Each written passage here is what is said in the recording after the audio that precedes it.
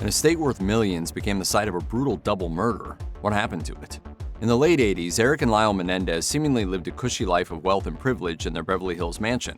Their father, Jose, was hugely ambitious, a poster boy for the American dream, and he channeled his energies into making his boys a success, encouraging them both to make waves in the world of professional tennis. The two had talent, and it seemed like their paths in life were set. However, all was not well within the Menendez household. In August 1989, the brothers brutally executed their mother and father in the family home. The pair argued that years of childhood physical and sexual abuse at the hands of their father pushed them to orchestrate the murder of both their parents. And he said, "What's going to happen if you tell someone?" And I didn't answer. However, more skeptical minds believed that they had simply been after his fortune.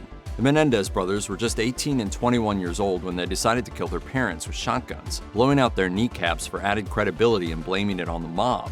Nonetheless, the manner in which the executions were carried out led police to suspect a crime of passion, and the pair eventually confessed to the killings after a 7-year-long investigation. The enviable estate that the family left behind included the murder mansion, which once belonged to Elton John, and a second home in Calabasas. However, due to its horrifying history, the former would not sell easily. Since then, the property has changed hands multiple times and has drawn the attention of morbid-minded true crime enthusiasts. Jose Menendez didn't start out with millions. He arrived in America as a fairly ordinary Cuban immigrant. By the time he died, he was a millionaire who had worked in both the music industry and Hollywood over the course of his career. According to the Los Angeles Times, the estate he left behind was initially valued at over $14 million. When we saw it for the first time, we said, "Kitty, the house is so marvelous." The Beverly Hills house on North Elm Drive was also hugely desirable prior to the deaths, boasting 6 bedrooms and many of the same amenities as a Calabasas property, but it lost a sizable portion of its original value after the shocking Menendez murders. Built in 1927 and redesigned in the 1980s, the 2-story mansion was initially said to be worth a whopping $4.8 million. However, now saddled with a pretty grim history, it eventually sold for much less. After being rented out to a Saudi prince for $50,000, it finally sold for $3,607,975 in 1991. According to Yahoo, despite the abuse and killings that took place on the property, the Menendez Beverly Hills home has been resold several times. It was owned by the mystery writer William Link, who co-created Murder, She Wrote, for an 8-year period before being sold to business executive Sam Deluge in 2001.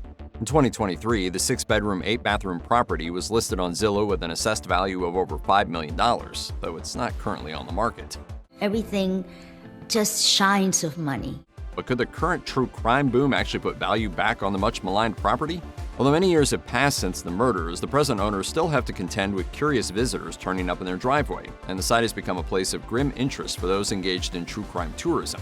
On the true crime website Morbid Tourism, for example, the house features alongside the likes of the Amityville Horror House as a notable spooky location.